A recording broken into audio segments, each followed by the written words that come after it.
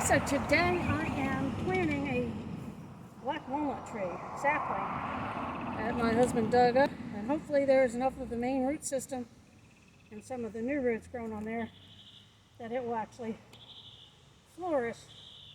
So when you're planting a sapling, the first thing you want to do is dig a hole that is twice the length of the root system. And I know that seems like a lot, but that's what's needed for a tree to really take hold. And since the root system on this is from here where the bark starts is this long, I've dug a hole twice that depth. And you always want to put water in the soil, even though the soil might be already nice and moist. So I'm going to take the hose here, put a good amount of water in that hole.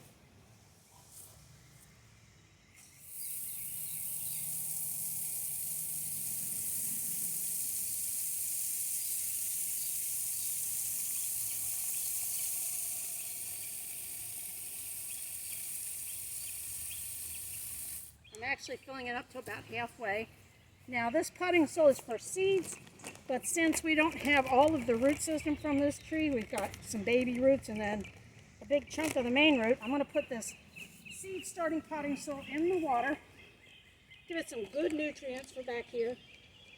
I chose this spot because we have a stream behind here, which is a good water source. So I put a layer of that in. Place the tree in there and start filling around it. Yes, I'm not wearing my gloves. I don't mind getting dirty. And putting the soil evenly around the base of it.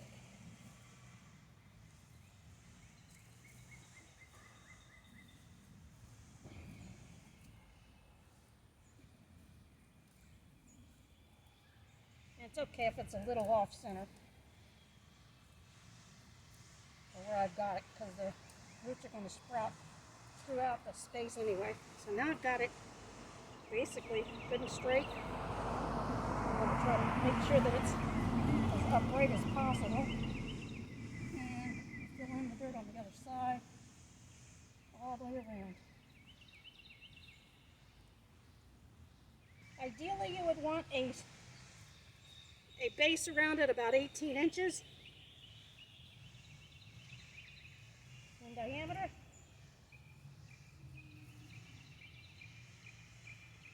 And I dug it a little deeper so that I could do what's called a moat kind of effect, where the sides are higher than the center. And that way when it does rain, the water will collect in the moat so it doesn't dry out.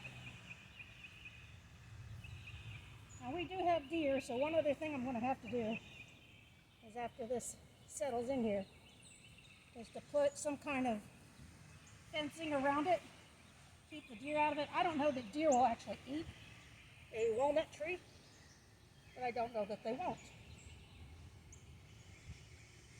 And I've got some blueberry bushes that I'm going to plant as well, and I don't want them eating those. I know they will eat the blueberries.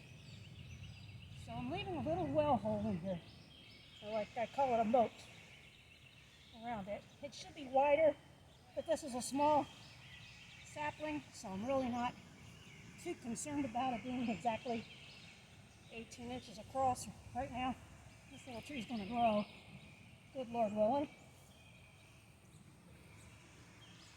And I'm just going to smooth this out. That around there. Save my back a little bit. Use a shovel to scoop the rest of this over here. I'll get a rake. And I've got a nice well in there that will catch the rainwater and keep the roots from drying out. And hopefully have a nice little, and eventually a big black walnut tree. Good Lord, Lord.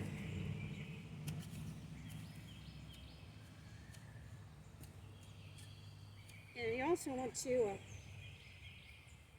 kind of tamp it down around it so that it doesn't kind of shift as the dirt settles. I'm going to do this with the fist. There we go.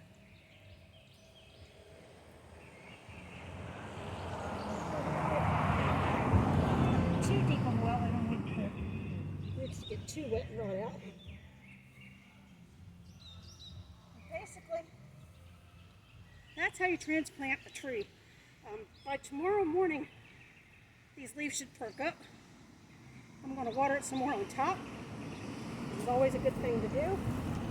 Even water the leaves, because they do, believe it or not, the leaves will gather some of that moisture just by being sprinkled on like that.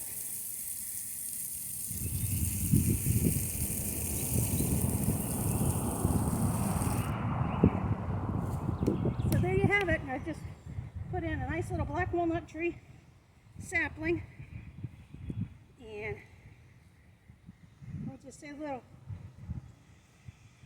prayer over it tonight, and hopefully it will perk up in the morning. The telltale sign will be if those leaves perk up, then she's good to go. And of course, I'm going to have to get something to put around it.